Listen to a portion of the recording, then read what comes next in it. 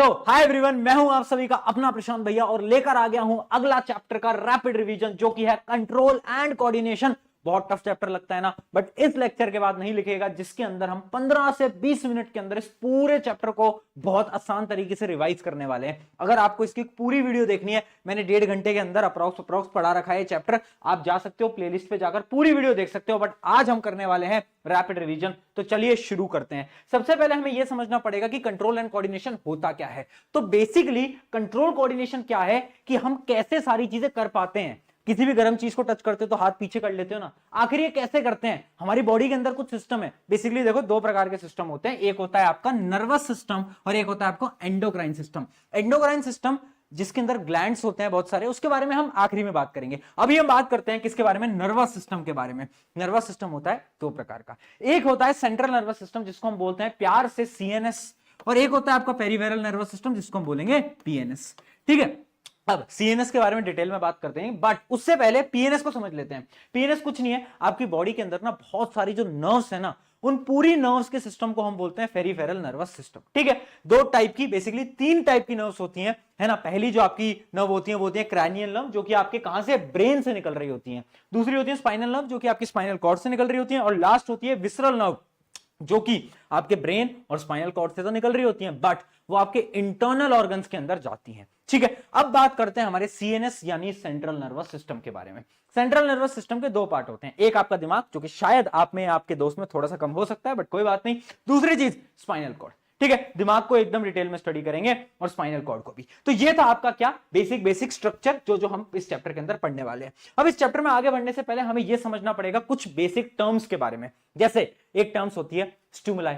Stimuli क्या होती है, जैसे इमेजिन करो तुमने किसी गर्म चीज को टच करा, जिसकी वजह से तुमने हाथ हटा लिया, तो वो जो वजह थी ना, जो पानी जो गर्म था, वो जो बॉटल जो गर्म थी, वो क्या है, वो है स्टिमुलाई। आपके पापा ने थप्पड़ मारा, तो आपके पापा का जो थप्पड़ था ना, वो क्या था, स्टिमुलाई। तो बेसिकली स्टिमुलाई क्या होता है, याद रखना, change in the environment that can cause physical और बिहेवियरल चेंज। ठीक है, अब दूसरी टर्म, इमेजिन करो तुमने किसी गर्म चीज को टच करा।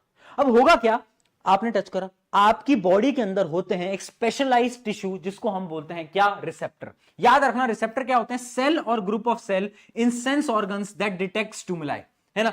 कोई चीज होनी चाहिए ना जिससे कि तुम्हें पता चले कि पानी गर्म है, ठंडा है, कौन बताएगा, रिसेप्टर बताएगा। अब रिसेप्टर ना अलग अलग टाइप के होते हैं, जैसे कि पहला टाइप होता है आपका फोटो रिसेप्टर। फोटो रिसेप्टर क्या होता है, जो कि आपको चीजों को दिखाता है। आप बहुत सारी चीजों को देख पा रहे हो ना आज के टाइम पे कि कलर क्या है, लाल रंग, पीला रंग, किसकी वजह से, फोटो रिसेप्टर, जो कि आपकी आंखों के अंदर होता है। अगला होता है फोनो रिसेप्टर, कान के अंदर, जिससे आप सुन पाते हो। अगला होता है थर्मो रिसेप्टर, जिससे कि तुम फील कर पाते हो गर्म है, ठंडा है, वो सब। अगला है ऑल फैक्ट्री, नोज के अंदर स्मेल के लिए ये आपका रिसेप्टर होता है। अगला है आपका गस्टैटरी, जो कि आपकी जीभ के ऊपर होता है, टंग के ऊपर होता है, फॉर योर टेस्ट। तो इतने टाइप के आपके रिसेप्टर होते हैं, इन सबके नाम याद रखना इंपॉर्टेंट है। आगे बढ़ते हैं हम, स्टिमुलाई रिसेप्टर। अब सिग्नल जाएंगे आपके ब्रेन की तरफ, कौन लेके जाएगा, न्यूरॉन लेके जाएगा। न्यूरॉन क्या है, आगे पढ़ेंगे। अब न्यूरॉन क्या करेगा, ब्रेन के पास सिग्नल लेके गया, ब्रेन ने बोला अरे भाई हाथ हटा ले, तो ब्रेन से सिग्नल वापस से न्यूरॉन लेके जाएगा किसकी तरफ, एक मसल की तरफ, हाथ वाले मसल की तरफ।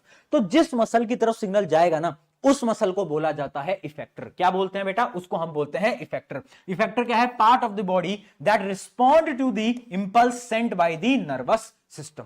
तो वो मसल क्या है, वो है आपका इफेक्टर। और लास्ट पार्ट आ जाता है रिस्पॉन्स। रिस्पॉन्स क्या है, जो पूरा स्टिमुलाई हुआ उसका फाइनल रिस्पॉन्स क्या है। जैसे कि मैंने गर्म को छूते ही हाथ हटा लिया, वो मेरा रिस्पॉन्स। तो 4 चीजें याद रखना, बार बार मैं इनको यूज करने वाला हूं। चलिए अब हम आगे बढ़ते हैं और चीजों को और डीपली समझते हैं। अब बात करते हैं न्यूरॉन की। न्यूरॉन क्या है भैया, ये कहीं नई बीमारी है। न्यूरॉन कुछ नहीं होता, neuron is basically structural and functional unit of nervous system. यानी ये जो आपका पूरा नर्वस सिस्टम है, ये किससे बना है, न्यूरॉन से। न्यूरॉन आपकी बॉडी के लार्जेस्ट सेल होते हैं। अब ये क्या करते हैं, डायग्राम की मदद समझते हैं। डायग्राम बहुत ज्यादा इंपॉर्टेंट है, बार बार इस डायग्राम पे आपको क्वेश्चन देखने को मिलेगा।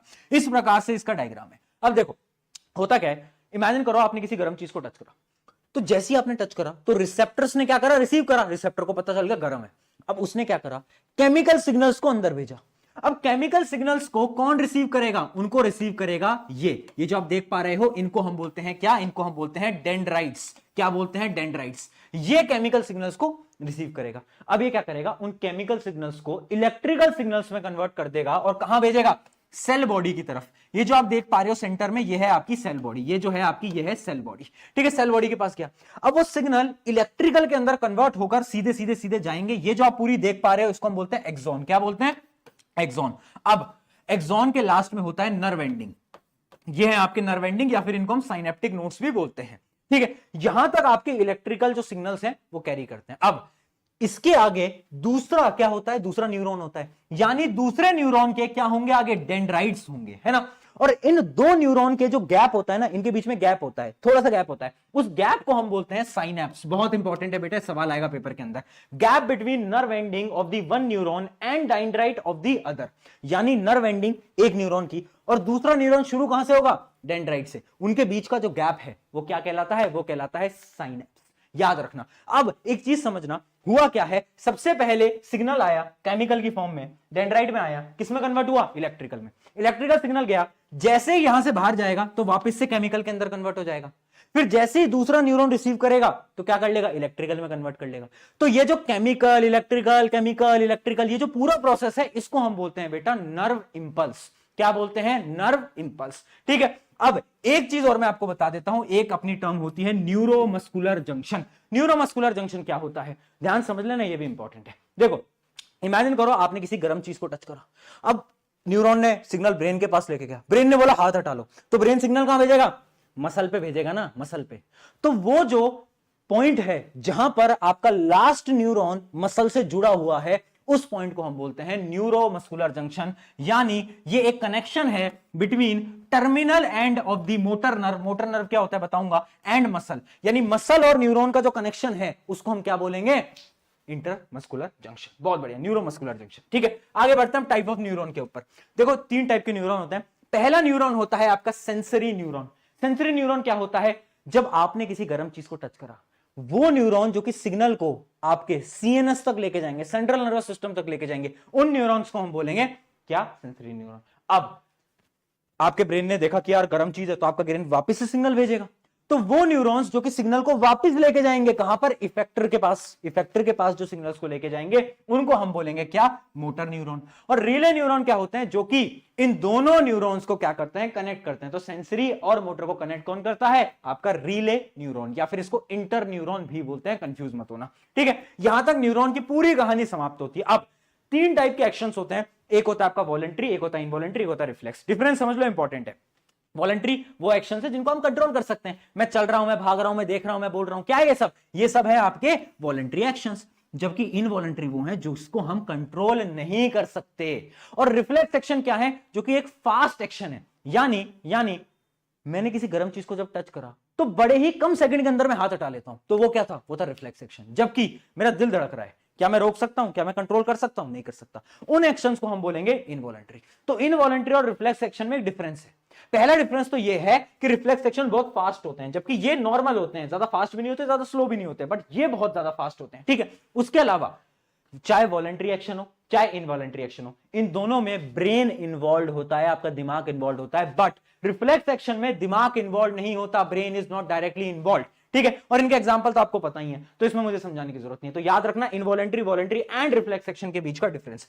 अब हम बात करते हैं कि बेसिकली रिफ्लेक्स एक्शन होता कैसे है। तो एक डायग्राम मैं आपको दिखा रहा हूं, और ये डायग्राम बेटा बहुत ज्यादा इंपॉर्टेंट है, बार बार पूछा जाता है। देखो, इस डायग्राम में क्या है? जैसे ही हमने किसी गर्म चीज को टच करा तो होगा क्या कि कौन से न्यूरॉन लेके जाएंगे? सेंसरी न्यूरो सिग्नल लेके जाएंगे, ठीक है। कहां पर लेके जाएंगे? ब्रेन तो डायरेक्टली इन्वॉल्व है नहीं, फिर कौन इन्वॉल्व है? स्पाइनल कॉर्ड इन्वॉल्व है। तो स्पाइनल कॉर्ड पे गया सिग्नल, और स्पाइनल कॉर्ड ने बोला अरे भाई जल्दी से हाथ हटा ले, तो सिग्नल आया और कहां पर आया? इफेक्टर के पास, और इफेक्टर ने बोला कि भाई हाथ हटा ले, और तुम्हारा हाथ हट गया। यानी ब्रेन डायरेक्टली इन्वॉल्व नहीं था, बट इनडायरेक्टली इन्वॉल्व होता है। कैसे?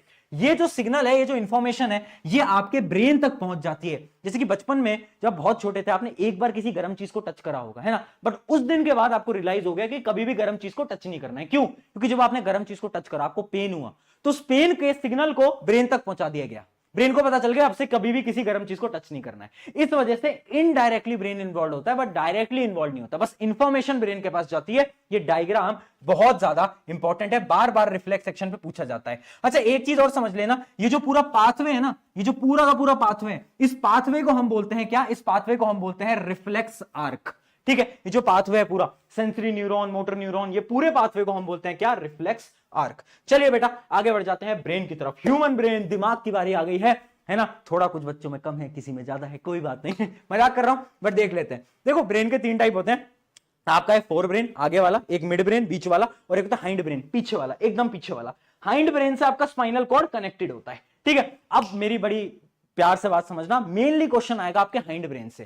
फोर ब्रेन मिड ब्रेन से सवाल नहीं आता, हाइंड ब्रेन से आता है, बट फिर भी मैं आपको बता देता हूं। फोर ब्रेन का जो मेन पोर्शन है वो ये जो आप देख पा रहे हो ना, इस पूरे पोर्शन को हम बोलते हैं क्या, इस पूरे पोर्शन को हम बोलते हैं क्या, ये होता है हमारा सेरिबेरम। क्या होता है, सेरिबेरम। सेरिबेरम होता है आपके फोर ब्रेन का 80 या 90% ऑफ पार्ट, जो कि सारी थिंकिंग एक्टिविटी करता है। थिंकिंग एक्टिविटी यानी आप चल पा रहे हो, आप बोल पा रहे हो, आप भाग पा रहे हो, ये जितने भी आप चीजों को याद कर पा रहे हो, ये सारी जो एक्टिविटीज हैं वो कौन मैनेज करता है, जितने भी वॉलंटरी फंक्शंस है कौन मैनेज करता है, ये सेरिबेरम, ठीक है। इस बात को याद रखना। उसके अलावा फोर ब्रेन में एक और 2 चीजें और होती हैं, एक होता है आपका हाइपोथैलेमस और एक होता है थैलेमस। जिसके अंदर आपका जो हाइपोथैलेमस होता है ना, उसका काम क्या होता है, बेसिकली उसका मेन काम ये होता है, जो आपको भूख लगती है ना, वो कौन कंट्रोल करता है, आपका हाइपोथैलेमस कंट्रोल करता है। हंगर को कौन कंट्रोल करता है, हाइपोथैलेमस, ठीक है। यहां तक क्लियर हो गया। फोर ब्रेन में इतना ही है। अब बात करते हैं मिड ब्रेन। मिड ब्रेन होता है आपके ये बीच वाला जो आप पार्ट देख पा रहे हो, बट मिड ब्रेन का इतना कुछ काम नहीं है, ये बेसिकली कनेक्ट करता है। किनको कनेक्ट करता है, आपके फोर ब्रेन और हाइंड ब्रेन को कनेक्ट करता है आपस में। इसका मेन काम यही है, बट उसके अलावा 1-2 काम इसके आप वो भी बोल सकते हो, इनवॉलेंट्री काम है इसके, जैसे कि आपकी जो आंखों के अंदर प्यूपिल होता है, उस प्यूपिल के साइज को चेंज करना, ये भी इसका एक काम होता है, ठीक है। अब बढ़ते हैं हमारे मेन, जो कि है आपका हाइंड ब्रेन। ये जो आप पूरा नीचे का हिस्सा देख पा रहे हो, ये है आपका हाइंड ब्रेन। हाइंड ब्रेन के हैं 3 पार्ट बेटा, याद रखना। पहला होता है आपका क्या, पहला है आपका पोन्स, जो कि यहां पर है। उसके अलावा है आपका सेरिबेलम, जो कि यहां पर है, देख पा रहे होगे। उसके अलावा है बीच में मेड्यूला। तो एक एक करके काम देखते हैं। सबसे पहले देखते हैं जो पोन्स है ना, इसका क्या काम है। तो देखना बेटा, पोन्स का काम होता है इनवॉलेंट्री एक्शंस को कंट्रोल करना, जैसे कि रेस्पिरेशन। क्या, रेस्पिरेशन। जो आप रेस्पिरेशन प्रोसेस हो रहा है ना, ये कौन कंट्रोल करता है, ये पोन्स कंट्रोल करता है, जो कि यहां पर है। उसके अलावा आपका है सेरिबेलम। अब देखो सेरिबेलम का मेन काम है बॉडी के अंदर क्या करना, बैलेंस बनाना। यहां पर लिखा भी हुआ है, control posture and balance of the body. याद भी कर सकते हो, यहां पर बेलम आता है, बेलम। बेलम यानी बैलेंस, तो कंफ्यूज मत होना, सेरिबेरम अलग है, सेरिबेलम अलग है, ठीक है। और लास्ट पार्ट आ जाता है आपका क्या, जो कि है मेड्यूला। अब मेड्यूला देखो यहां पर है, ये पूरा मेड्यूला है, और मेड्यूला से ना आपका स्पाइनल कॉर्ड कनेक्टेड होता है। तो याद रखना, मेड्यूला से स्पाइनल कॉर्ड कनेक्टेड होता है। मेन काम क्या है मेड्यूला का, जितने भी आपके इनवॉलेंट्री फंक्शंस हैं, जैसे कि आप जब कहीं पर घूमने वाली जगह पे जा रहे होते हो तो वॉमिटिंग आ जाती है, तो ये सारे इनवॉलेंट्री फंक्शंस हैं। तो जितने भी इनवॉलेंट्री फंक्शंस हैं, वॉमिटिंग, ब्लड प्रेशर, इनको कौन कंट्रोल करता है, मेड्यूला। और याद रखना, मेडुला स्पाइनल कॉर्ड से कनेक्टेड होती है। चलिए, तो यहां पर आपका fore brain, mid brain, hind brain पूरा का पूरा खत्म हो गया है। डायग्राम भी याद कर सकते हो। अब बात करते हैं प्रोटेक्शन। नर्वस सिस्टम इतना इंपॉर्टेंट है भैया, प्रोटेक्शन कैसे हो रही है इसकी, हो रही है, बहुत अच्छे से हो रही है। ब्रेन की प्रोटेक्शन कैसे होती है, पहले वो देखते हैं। ब्रेन के पास होता है एक बॉक्स, एक बोन का पूरा बॉक्स, जिसको हम बोलते हैं क्रैनियम, ठीक है, जिसको हम स्कल भी बोलते हैं। उसके बाद भी और भी प्रोटेक्शन है। 3 लेयर की सिक्योरिटी इसे मिली हुई है। 3 लेयर्स होती हैं, जिनको हम बोलते हैं क्या, मेनिंग्स। क्या बोलते हैं, मेनिंग्स। उसके अलावा इन 3 लेयर के बीच में एक फ्लूइड होता है, जिसको हम बोलते हैं CSF, यानी सेरिब्रो स्पाइनल फ्लूइड। ये फ्लूइड क्या करता है, अगर कोई भी शॉक लगा, यहां पर धक्का लगा, तो उससे प्रोटेक्ट कर लेगा। तो इसके पास बहुत ज्यादा सिक्योरिटी है। सिमिलरली स्पाइनल कॉर्ड को भी बहुत सिक्योरिटी दी गई है, क्योंकि स्पाइनल कॉर्ड के पास क्या है, उसके पास भी मेनिंग्स है, यानी लेयर है, बहुत सारी लेयर्स हैं। उसके अलावा बोन्स हैं, बोन्स होती है ना, आपको पता है ना, आपकी रीढ़ की हड्डी, बैकबोन, बहुत सारी बोन्स के कॉलम्स होते हैं, जिनको हम वर्टिब्रल कॉलम भी बोलते हैं, पता है ना। तो बोन्स भी है, मेनिंग्स भी है, यानी ब्रेन और आपकी क्या, स्पाइनल कॉर्ड, दोनों के पास बहुत अच्छी खासी सिक्योरिटी है। ये क्वेश्चन बार बार पूछा जाता है कि ब्रेन और स्पाइनल कॉर्ड को कैसे सिक्योर किया जाता है। अब हम बढ़ रहे हैं आगे, किसके ऊपर, हमारे ग्लैंड्स के ऊपर। अब हम आ गए हैं एंडोक्राइन और एक्सोक्राइन ग्लैंड्स के ऊपर। पहले समझना डिफरेंस क्या है, एंडोक्राइन क्या होता है, एक्सोक्राइन क्या होता है।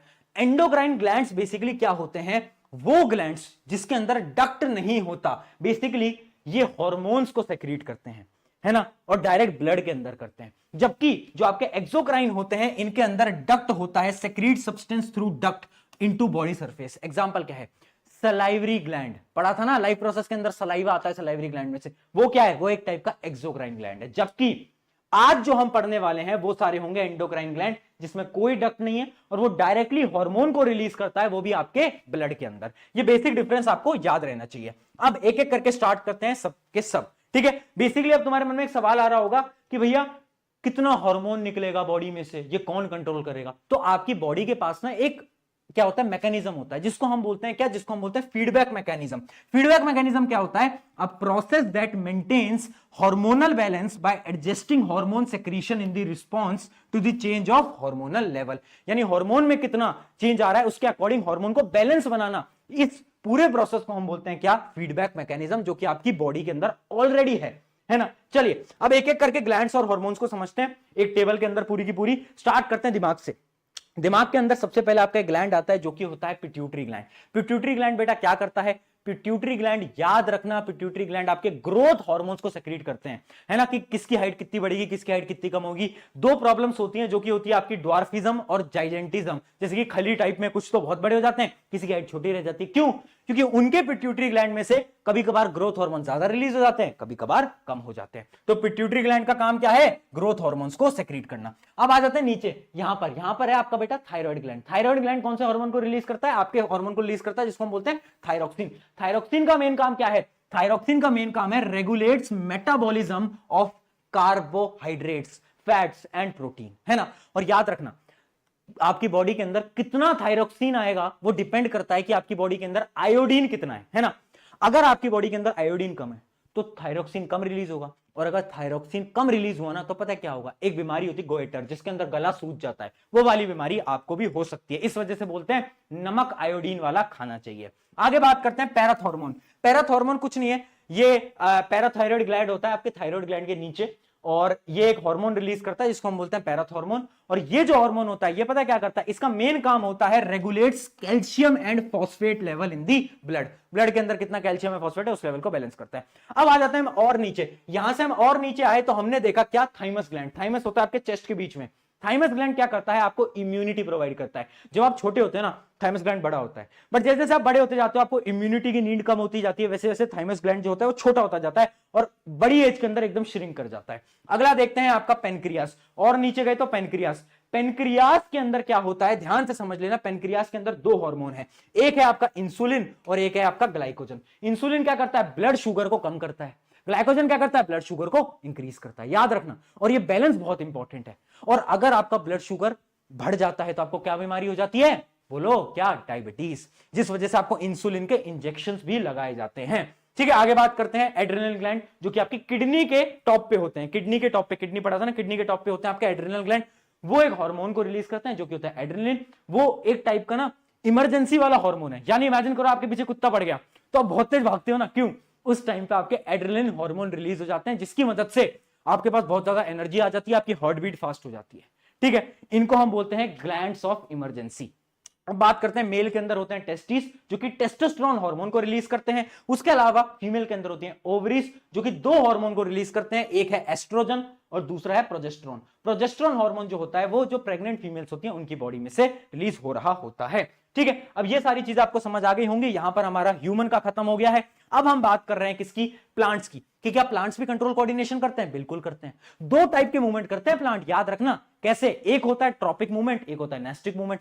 ट्रॉपिक मूवमेंट क्या होता है? जिसके अंदर ग्रोथ इन्वॉल्व होती है, यानी प्लांट बड़ा होता है ना। और नास्टिक मूवमेंट क्या? जिसमें ग्रोथ ही नहीं होती। जैसे कि वो देखा टच मी नॉट, टच करते हो बंद हो जाता है, टच नहीं करते तो ओपन हो जाता है, उसमें कोई ग्रोथ है नहीं। तो उन मूवमेंट्स को बोलते हैं हम क्या? Nastic movement. अब ट्रॉपिक मूवमेंट के कुछ टाइप होते हैं, जैसे कि फोटोट्रॉपिज्म। फोटोट्रॉपिज्म क्या है? ध्यान से समझना, फोटोट्रॉपिज्म वो है, वो टाइप का ट्रॉपिक मूवमेंट जिसके अंदर स्टिमुलाई क्या है? स्टिमुलाई है आपकी लाइट। स्टिमुलाई यानी जिसकी वजह से ग्रोथ हो रही है। तो यानी अगर मेरे प्लांट की ग्रोथ लाइट की वजह से हो रही है तो उसको मैं बोलूंगा फोटोट्रॉपिज्म। अब ये भी दो टाइप का हो सकता है, या तो पॉजिटिव या तो आपका नेगेटिव। पॉजिटिव यानी उसकी तरफ, यानी लाइट अगर ऊपर है तो प्लांट भी ऊपर ग्रो कर रहा है। नेगेटिव यानी अगर लाइट ऊपर है तो प्लांट नीचे ग्रो कर रहा है। सिमिलरली आपका एक और होता है जो कि हाइड्रोट्रोपिज्म, यानी पानी की तरफ ग्रो करना या तो पानी के अपोजिट ग्रो करना। उसके अलावा जियोट्रोपिज्म, यानी ग्रेविटी की तरफ ग्रो करना या तो ग्रेविटी के अपोजिट में ग्रो करना। उसके अलावा केमोट्रोपिज्म, कुछ केमिकल चेंजेस के या तो साथ में ग्रो करना या तो उनके अपोजिट में ग्रो करना। उसके अलावा थिग्मोट्रोपिज्म, थिग्मो यानी होता है टच। आपने देखा है मनी प्लांट, मनी प्लांट के आप बगल में आप एक डंडी लगाते हो, उसके साथ साथ वो ग्रो कर जाता है, वो क्या है, वो एक टाइप का थिग्मोट्रोपिज्म है। यानी कुछ प्लांट्स ऐसे होते हैं जो कि टच के साथ साथ ग्रो करते हैं या तो टच के अपोजिट में ग्रो करते हैं।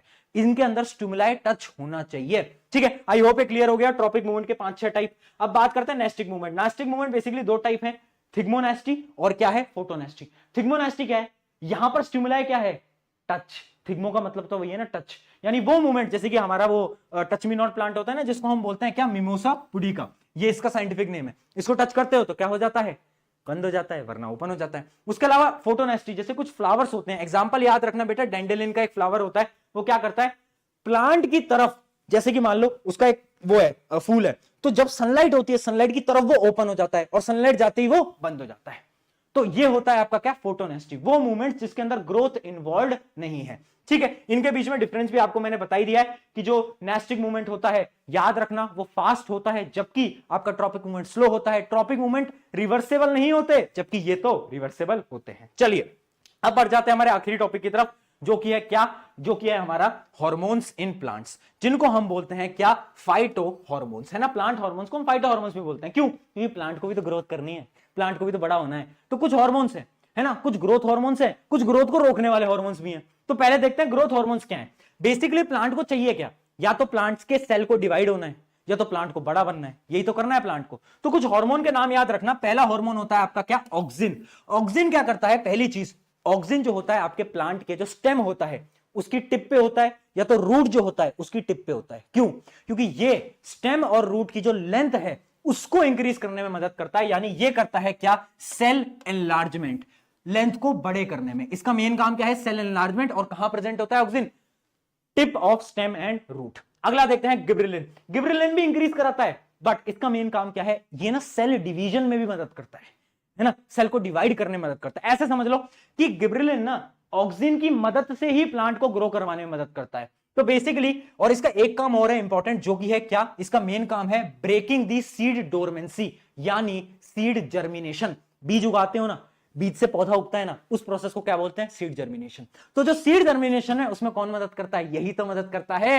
याद रखना, अगर क्वेश्चन आ जाए कौन सा हार्मोन सीड जर्मिनेशन में मदद करेगा, तो याद रखना आंसर विल बी गिबरेलिन, याद रखेंगे। ठीक है, अगला हार्मोन आ जाता है जो कि साइटोकिनिन। ये भी ग्रोथ हार्मोन है, बट इसका मेन काम क्या है, इसका मेन काम है ओपनिंग ऑफ स्टोमेटा। क्या है बेटा, इसका मेन काम है ओपनिंग ऑफ स्टोमेटा। ये भी देखो क्या है, सेल डिवीजन में मदद करता है, बट जो स्टोमेटा होता है ना, लीव्स के अंदर स्टोमेटा ओपन होगा तभी तो गैसेस एक्सचेंज होगी, तभी तो फोटोसिंथेसिस होगा, तभी तो खाना बनेगा।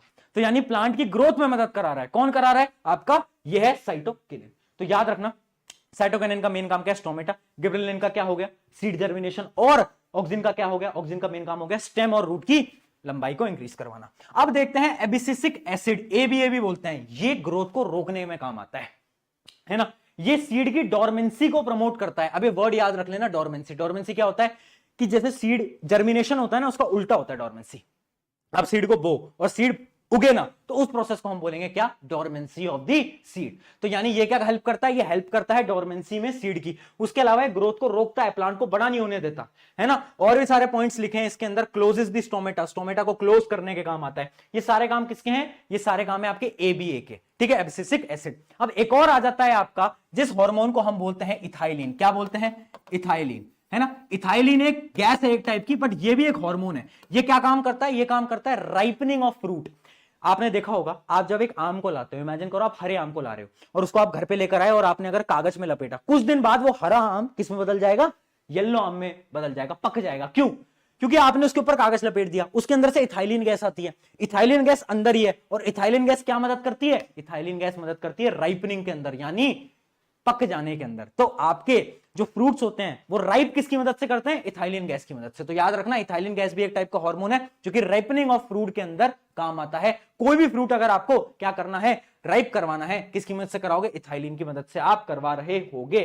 ठीक है, आई होप इतना आपको समझ आ गया होगा। कुछ क्वेश्चंस आपको मैं देने वाला हूं, जल्दी से चैट में बताना। पहला क्वेश्चन है, which part of the brains control the voluntary action. ये है आपका पहला क्वेश्चन, एबीसीडी ऑप्शन कमेंट करो। और दूसरा क्वेश्चन है आपका, which part of the neuron receive impulse from the other neuron. ये है आपके ऑप्शंस। ऑन दिस नोट हमारा ये चैप्टर खत्म हो गया है। अगला चैप्टर आपको कौन सा चाहिए कमेंट में बताना। टेक केयर, मेरा नाम है प्रशांत।